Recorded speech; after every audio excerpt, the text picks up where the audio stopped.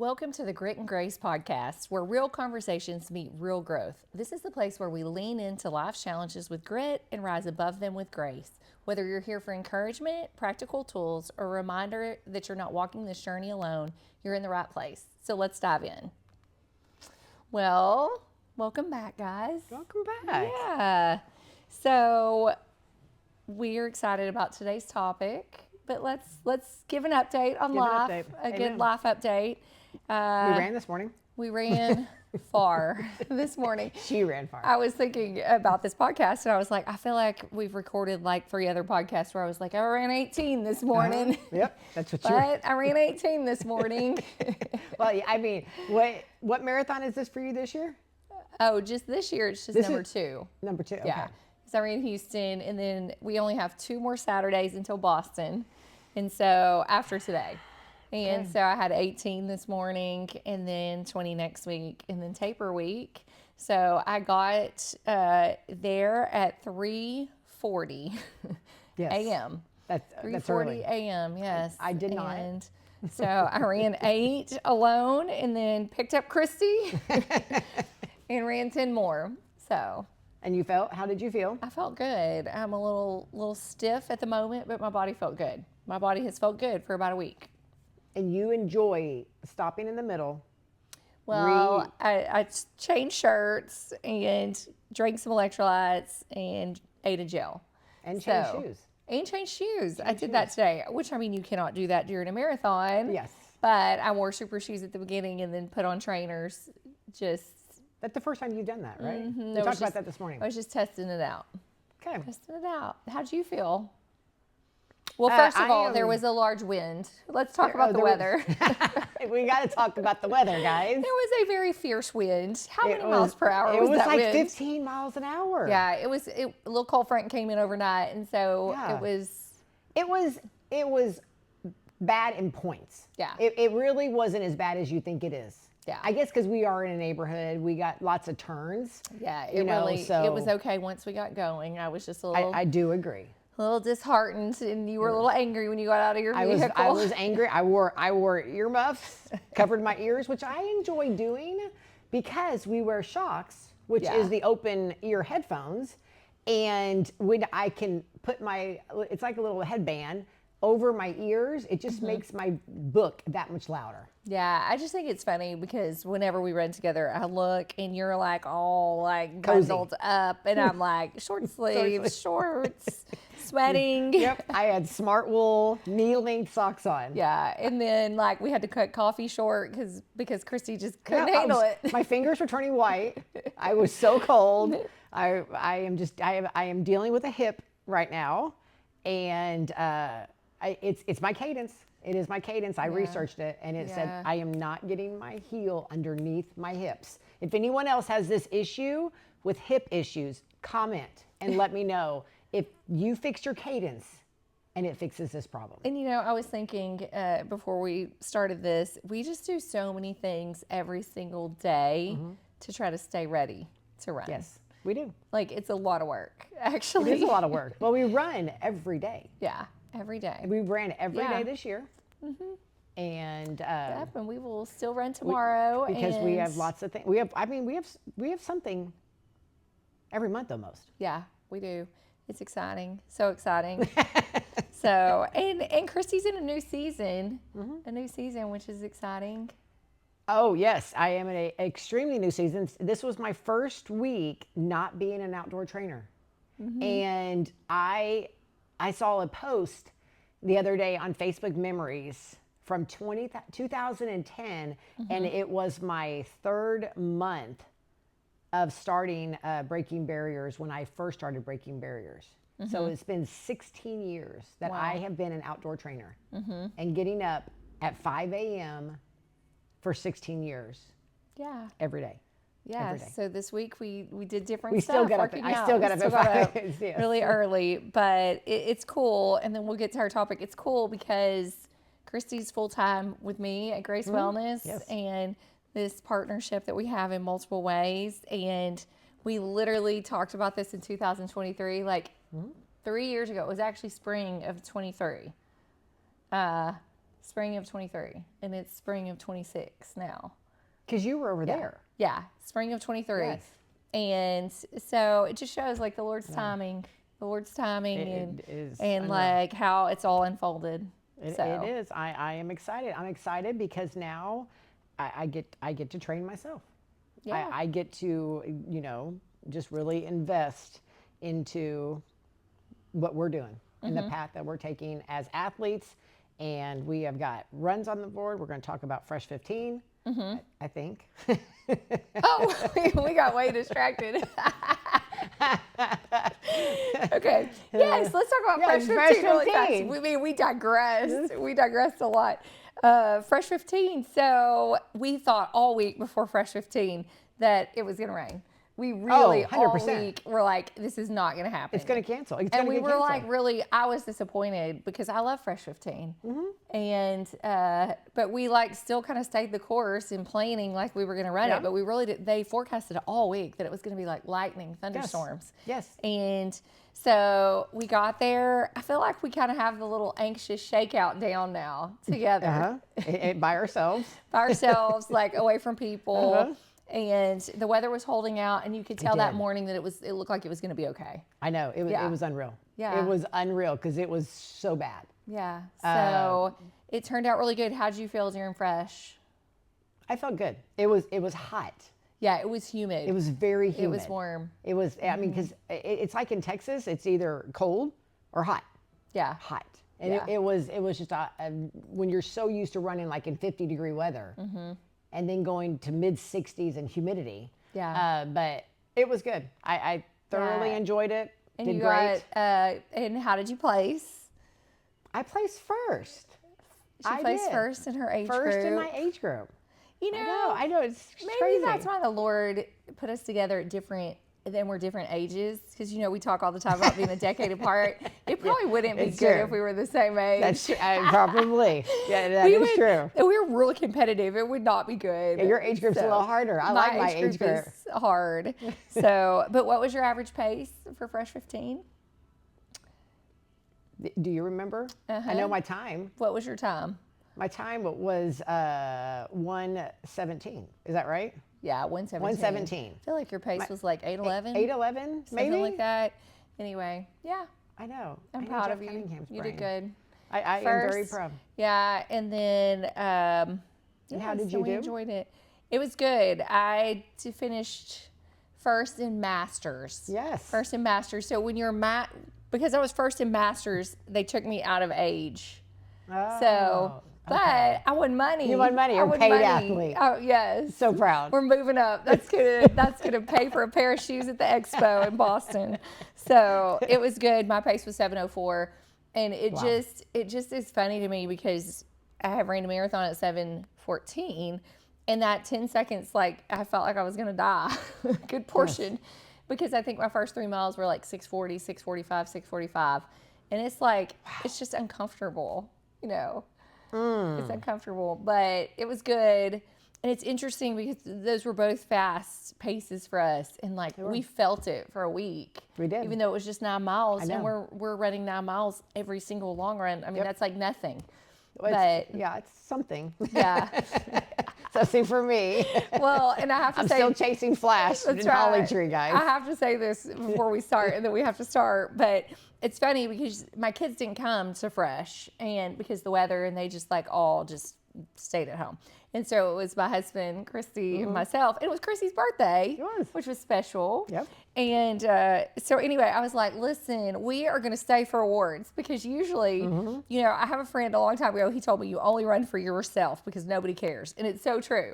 I think Christy cares, but my family, I'll finish a marathon, can be the best marathon ever. And they're like, we're hungry and can we leave? And so usually that's how it is. And so Fresh just mails me an award. So I was like, we're going to stay for awards. Yep, we did. Which was atypical for us because we had things to do. And we loitered for an hour. We did. We sat And around.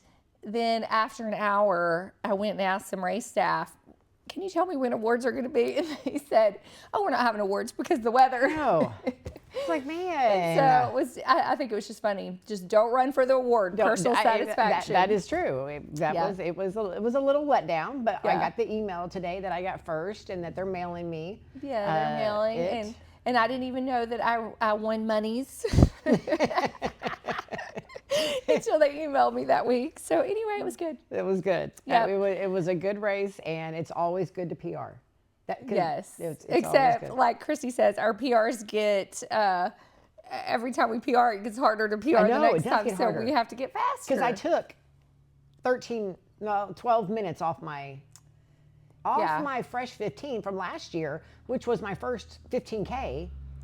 And to put that in perspective, because it's crazy that I took 12 minutes off, but I had to run a minute faster. Yeah, which when you're running fast, a minute faster is That's lot. Fast. Even 30 seconds when you're running my pace is fast. Yes, I know. So, I mean, it does. It really makes you appreciate when you listen to like Runner podcast that, you know, people are seeking after that sub 3 or a sub 3:30 marathon or anything like that, of how hard it is to get it. Yeah.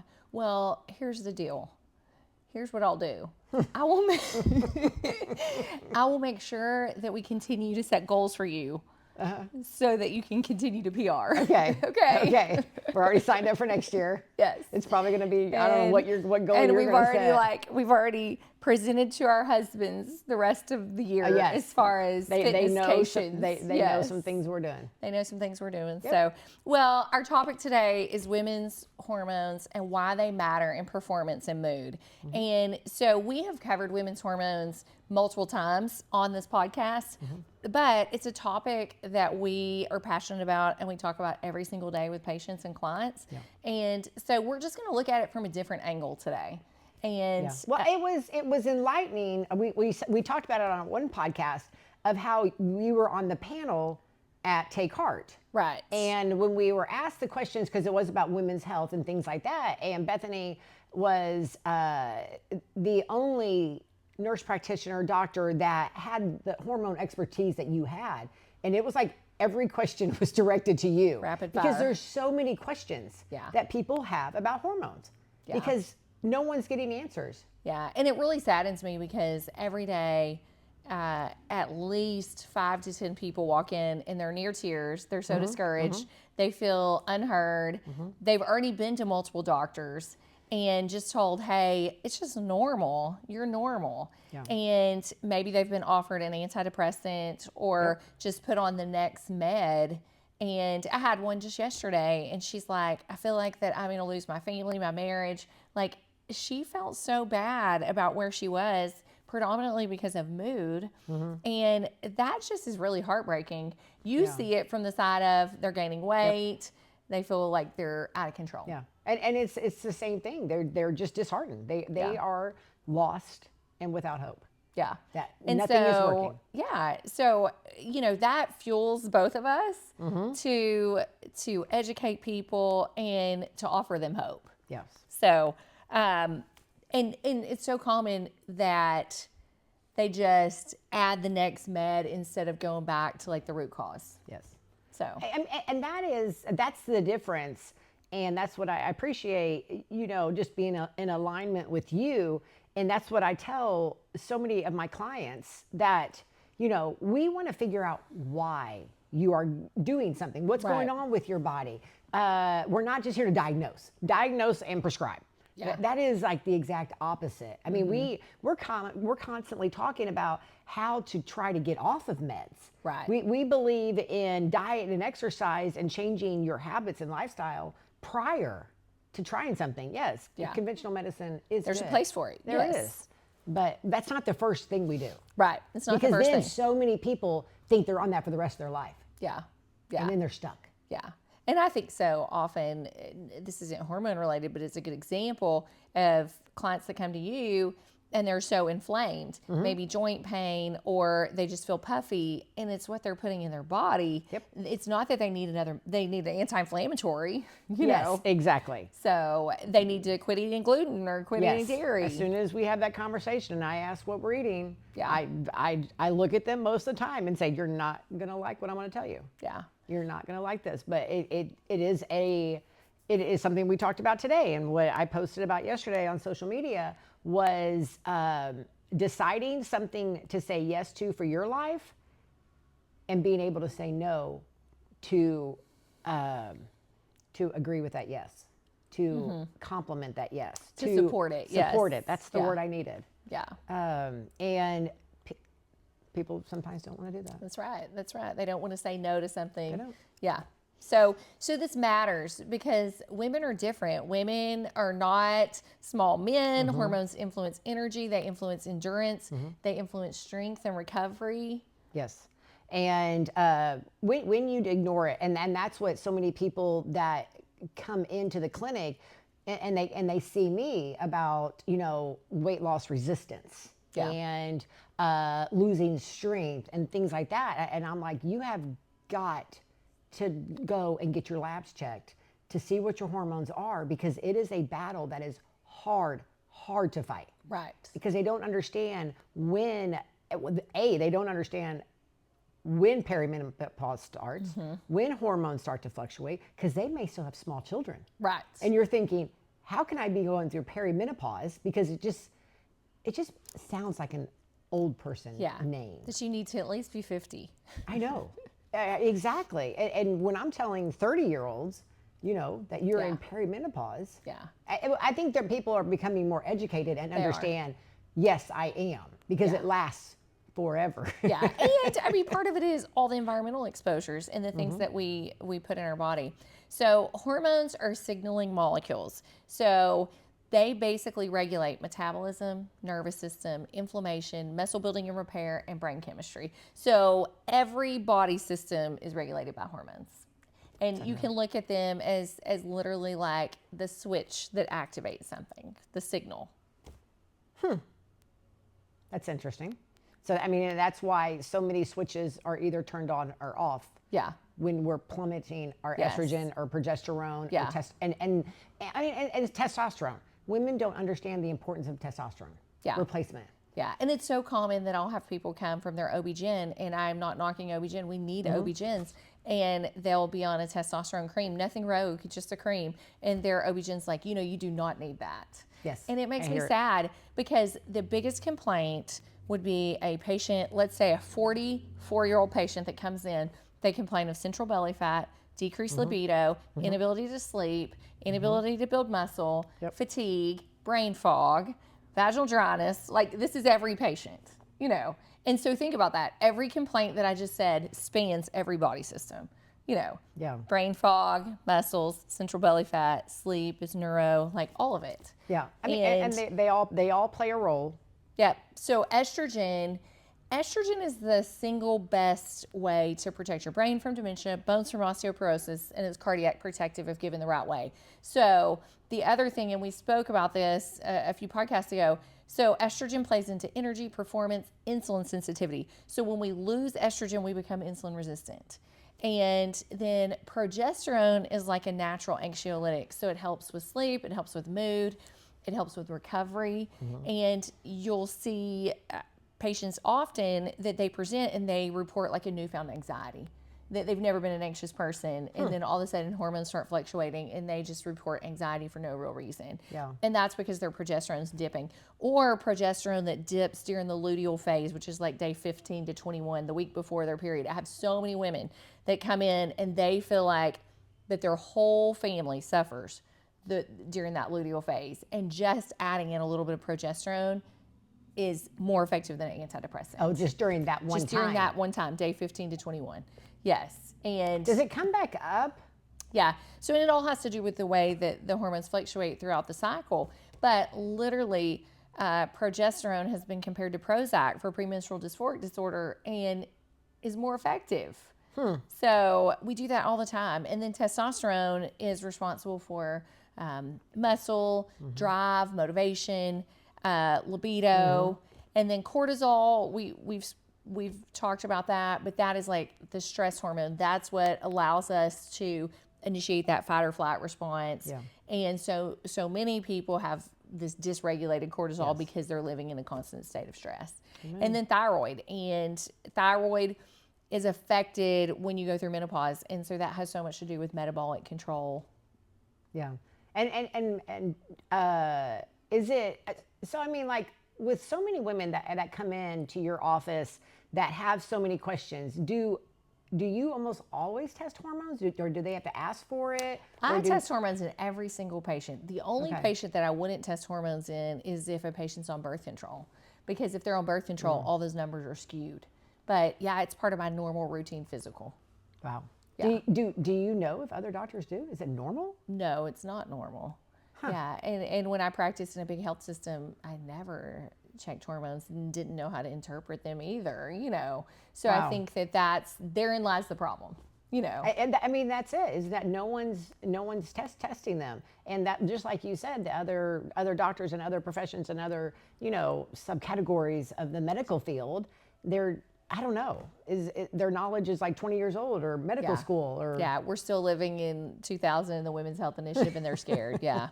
So we kind of alluded to this when we were talking about the luteal phase, but the monthly cycle that a female goes through is like the built-in programming that regulates hormones. And so it's like a performance blueprint, and hormones shift weekly.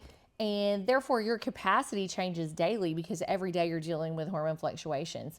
And then recovery needs vary. This is more related to like athletic performance. Yeah. So, I mean, and I've always heard that if you are in tune with your body and your cycle, that there are days to go hard and there are days not to go hard. right. Using your cycle. Yeah. So the follicular phase is the first 14 days. So it's from the day that your period starts until day 14. And that's when estrogen's going up, energy's improving, you have better insulin sensitivity. And Yeah, I mean, and the crazy thing is, because you say it's day one Yeah. of the period, and that time is really good for like high intensity training and strength training and building muscle. And so many people are thinking, I'm on my period. And I've known before, when I was cycling, that if my period was coming near a competition, I really wanted to be on my period, that I would probably perform better. Yeah. Knowing what was happening hormonally. yeah, because your estrogen's And people are rising. thinking the exact opposite. Right. Right. And then ovulation is that mid-cycle when estrogen and testosterone peak, confidence plus power increases. So that's when you can really see like peak performance too. Yeah. And then luteal phase, we talked about that, day 15 to 28, assuming that day 21 to 28 is your period. Or you could be about to start your period. Progesterone rises, body temperature increases, recovery demand increases. That's when most people don't feel as good. Yeah. And I mean, and that's, you know, a good time for moderate training and thinking about recovery and, you know, increasing your fueling. And because is that when progesterone dips and then comes back up? Yeah, progesterone's going up Going up. before your period starts. Yeah. Okay, because that's what I tell people that, you know, that come into my office about, like, progesterone, when they say they're not sleeping well, and I tell them how progesterone helps them sleep, and it's almost like right before your period starts, you always are feeling like the cozy and sitting on the couch and, you know, indulging in bonbons. I don't know what people eat, you know, a couple of days before their period, and it's progesterone's high then. Yeah. Yes. And this is assuming that everything's normal. You know, there's True. so many people that are dysregulated. And when you're perimenopausal, anything's game. You know, so this is in a perfect situation. Okay, so perimenopause, Yes, chaos. even still you're cycling. You're still seeing this enough that it's initiating a cycle, but it could still be dysregulated. Yeah. So, Yay. and then during the actual menstrual phase, hormones are at their lowest, inflammation can increase, and Yeah, I mean, the best thing, guys, is just always listen to your body, because some people do have harder periods. Yeah. And, you know, cramping and things like that. And especially, you know, because I have so many clients with PCOS. Yeah. So many. And Yeah. that time is Yeah. it's hard on them. So a little bit of a deeper dive into estrogen. I already talked about the fact that when your estrogen starts waning, that's when you notice daytime hot flashes, brain fog, lots of joint pain, and vaginal dryness. But estrogen actually increases glucose uptake. And so there's better use of glucose. And that's the reason that blood sugar is better regulated when you have estrogen. So when estrogen goes away, you are not insulin as insulin sensitive. Yeah. And so it supports muscle repair. It enhances serotonin. So you have improved mood. So that's the reason that when you're menopausal or even perimenopausal, estrogen's all over the place. And so just like your mood. Yep. Been there, guys. Yeah. Been there. And I can tell because I'm like, what, 3 months now with estrogen, and huge difference. Huge difference in skin. And brain fog, and just like a lot of people say, is they just can't find those simple words that you found for me a minute ago. Still not perfect, guys, but it's like, what is happening to me? Why can I not remember simple words anymore? But yeah, I can attest to all of those things happening. And then progesterone, like we said, calming hormone. It actually supports GABA production, supports sleep recovery. And so when progesterone's high, you have slower metabolism of carbs, though, and then increased fatigue with high intensity. So we just want balance. That's the thing. Amen. Yeah. Wow. And then testosterone for women. Yes. And this is so important because of strength and muscle. Yes. And so low levels cause decreased performance, lower motivation, loss of muscle mass. Yeah. And that's crucial. That's detrimental, actually. It is. In middle age. I do agree. Curious. And then one thing that I do appreciate about you is when you are checking people's labs, there's like low and high, or that, I don't know. Range. That nice range that, I don't know who made this range, speaking, this is well, a and I think that's a good thing to say at this point. Patients all the time say, well, my range was normal. So what you have to know about lab results, when you're looking at hormone lab results, normal ranges are just based on an average of 2,000 subjects that are your same age. That's how the normal range is established. Yes. No way. So if you're looking at a normal range of testosterone for a 50-year-old, it's low. It's low. It's non-existent, it's low. Guys. And so that's the whole reason that when people come back and they're like, well, they told me I was normal. Like a 20 is normal. Well, you're normal for a postmenopausal female. But are you optimal? No. Oh. Yeah. I did not know that. Yeah. Yeah. Interesting. So, learn something new. Just learn something new. But yes, and I appreciate that you understand that. And I want optimal. I don't want to be on that low side of that green. Yeah. I want high. We want to be optimal in everything. Everything. So, like we talked about, cortisol. This is such a common question because it's really just in the media. It's a buzzword. It is a buzzword. And so cortisol is a stress hormone. It's necessary, but timing matters. So cortisol is what helps get you out of bed in the morning. It should ideally curve down at night as bedtime approaches. And chronic elevation leads to like central belly fat storage, poor recovery, sleep disruption, hormone dysregulation. And so it's really important that you tackle that. The best way to tackle it is to fix the stress, though. Exactly. And there are some adaptogenic herbal supplements that you can take, but nothing takes the place. We're big into foundational repair. So nothing takes the place of sleep and nutrition and exercise. Yes. And so, I mean, you have to modify what you can modify. Yeah. If you don't have your morning and evening anchors. Yeah.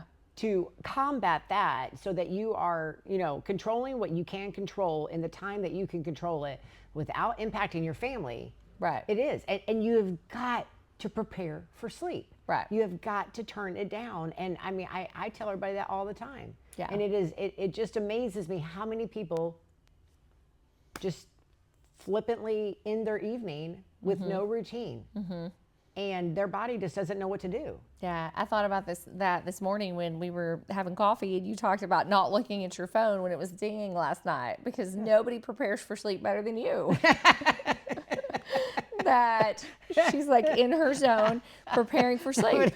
But that's okay because you prioritize it. I do. So that's what I did. I talked about it. I was like, make fun of me about going to bed at 7 p.m. But my best friend goes to bed at 7 p.m. too. We go to bed at 7 o'clock. Yes, that's right. We know not to text each other. Like it's not going to happen. Don't talk about goals. Don't text. We'll talk at 3 a.m. but not 7 p.m. That's right.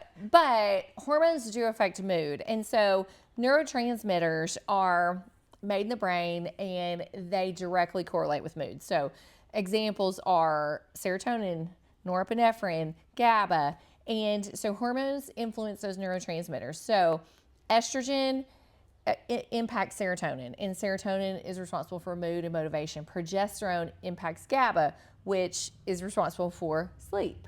And so when estrogen and progesterone are dysregulated as you approach menopause, so are those neurotransmitters. And so then you have huge mood fluctuation. And that imbalance can lead to anxiety, irritability, depression, poor focus. I have people nearly every day tell me that they cannot stand hearing their husband breathe or chew or these things. And so we want more for you than that. Yeah. I mean, and another thing is that can also dysregulate hormones is underfueling and overtraining. Which you see underfueling like so much. It is unreal. And when you are underfueling, you are just basically telling your metabolism to just go sluggish.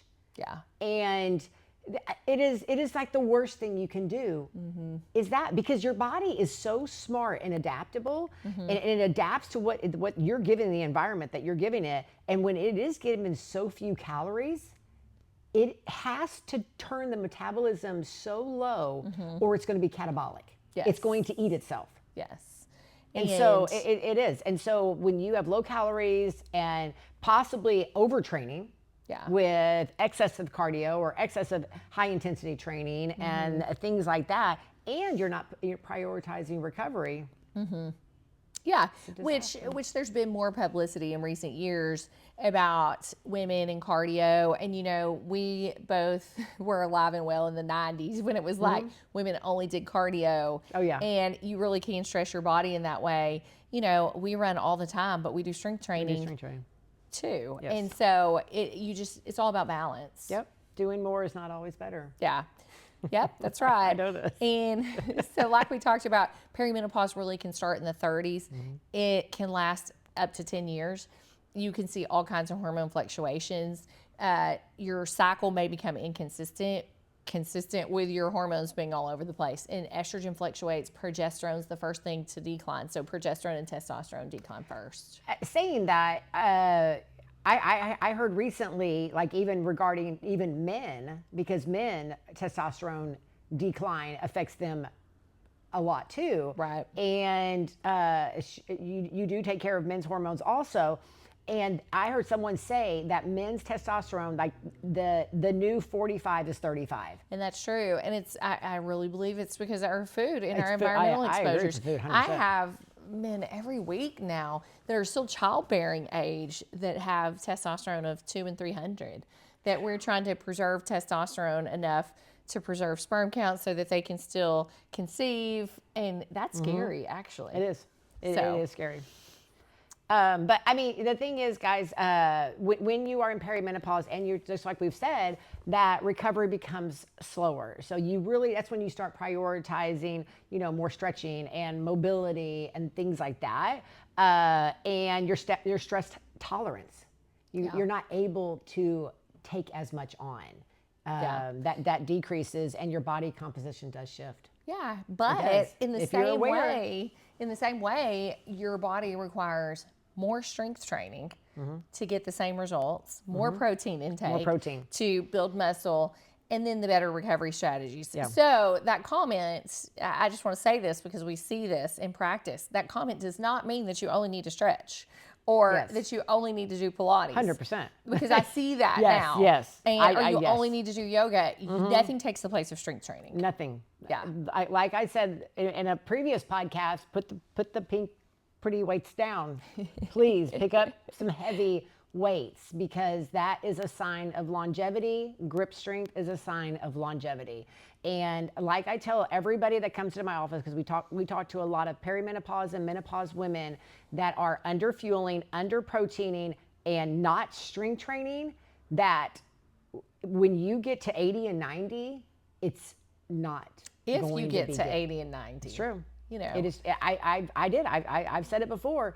I've heard two people on podcasts, very well-known doctors and influencers, make the comment that if you are going into your 70s, maybe 60s pretty soon, 60s, 70s, and 80s, and you are under muscled and you fall, I mean, they're like, you'll be dead within 12 months. Yeah. I mean, it is so point blank, black and white. That muscle is your best investment in longevity. 100%.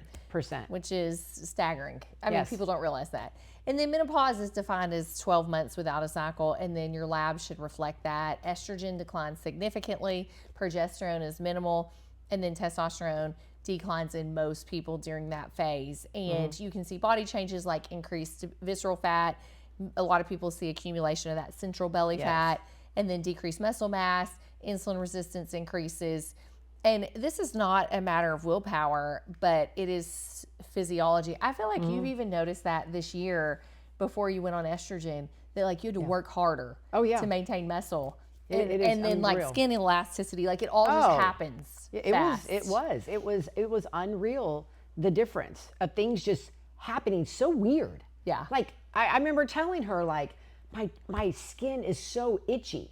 Yeah. And I'm just like red and blotchy and just it was weird. Things that I wouldn't think. And people all the time and we've heard that of like soft tissue, of frozen shoulder, Achilles issues. I feel like we watched that happen over Saturday coffee. Like over time. I'm declining, guys. It's okay, I'm don't good worry. Go. We fixed it. I'm fixed. We fixed I it. am good. That's right. So, so what changes in training during these years? You've got to do more strength training. We have to lift heavy weights because you are in the decade when you are past 45. When you're past 45, you are now in the decade. If you are not getting your hormones fixed and you have lower testosterone, you are not going to build muscle as fast, but you're also in the decade of your body taking it away faster. Yeah. I mean, so it is so important for people to lift heavy weights and eat their protein. And I tell everybody that because the first time they sit with me, we always talk protein. If they are on a weight loss journey or health journey or anything, I am always going to make sure they're getting enough protein, no matter what journey you're on. And I always make sure they have a cutoff of food. And I tell them, I've been saying it lately, I was like, if you take those two things into your 70s, 80s, 90s, it will take you far. It will. Yeah. Protein and cutoff. Yeah, which are so simple. So simple. So simple. But you know, I think this is an important thing to say here. And one reason that we're so passionate about it is I'm 43, Christy's 53. And we feel so good. And how many podiums have we stood on in the last year? Like, I mean, from DECA we should have been on, we've been on two. From two DECA this year. to in the last 12 months too. Yes. And I say that to say, like, it's not over. I tell patients that all the time. Yes. And that's why I care about it. Life is not over. We are like PRing and setting goals and doing things. And I mean, you know, by the world's standards, maybe we're old. We're not. I know. But that's why I care, because I see these people and they're like, oh, well, I guess this just is what it is. Like, they're okay with status quo. No. Yeah. I am not. And we feel good, and we're still like pushing our body to do things. Yes, and I will continue. And we to will do that. continue. I will continue to do that, and figure out why my hip is hurting and everything else. That's right. So I mean, it doesn't have to be the end. No. And that's why we care about it. That is why and that's it, because we want other people to experience this. Yeah. Every decade has gotten better for me. I mean, because you got to think. 8 years ago, I was suffering with alcoholism. I was not standing on podiums. 2 years ago, I was not running half marathons and getting first place in a fresh 15 age group. So a lot can happen if people would just have faith in themselves. Yeah. And to be consistent, to get up every day and do the next thing. So... Yeah. So what can you do to impact hormones? You can track your cycle or symptoms. Like Christy said, you be in tune with your own body and know, okay, this is a day that would be better to strength train, or, you know what, I may have cravings today, and I need a plan, that kind of thing. Fuel appropriately, prioritize sleep, manage stress, strength train consistently, like what we said, and then get labs. You need a provider that's on your team. And so you need to know where you are. And then, as I tell people all the time, there are things we can do to buffer the perimenopause years. That's all we're doing. We can't manipulate what's going on because your body's still doing something. but we can buffer. And Yeah. so what that looks like, maybe you need testosterone, maybe you need some progesterone during the luteal phase, or progesterone every night other than when you're on your period to help you sleep. Yeah. I mean, and that's the thing, guys. You've got to test and retest because it does change often. Yeah. And you've got to be in constant conversation because talking to her and to me, you know, it will give us like, oh, let's look at this, you know, because we know symptoms and we know what people are saying when they are declining in certain hormones.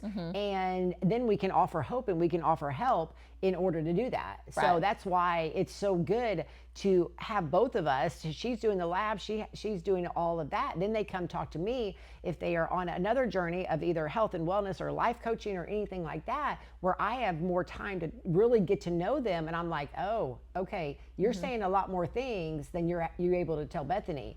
So let's help you. Right. And you know, And that could be from diet to time management Yep. to what your morning looks like to Yep. spiritual health. Like it spans like the whole person. Yep. So yeah, so important. So important. So our real goal, just like what I said, is that you are not just going to try to survive hormone fluctuation, but you can thrive. Like these are great years. They are. Such good years. Yes. And I mean, and that's what we want you to understand is that we don't want you to settle. Please don't settle In any area. in any area. If you have a goal, set it, Yeah. achieve it, be consistent. If you have a goal, we'll help you. No, just share it with us because we're really good at holding people accountable. We love goals. That's when people come in and they're like, I think I want to run a 5K. I'm like, did you tell Bethany this? Because if so, you'll probably be running a 10K next month. I will sign you up. Yeah, she will sign you up right now. That's right. But we hope that you find this encouraging. And as I tell patients every day, you are not without hope. And we're so happy to help you, whether it's through this podcast or whether it's as a patient at Grace Wellness. Exactly. Guys, thank you for spending time with us on Grit and Grace Podcast. If this episode spoke to you, please like, share, and follow us on all platforms. And as you head back into your life, choose to pursue it with strength, faith, and attention, a life marked with both grit and grace.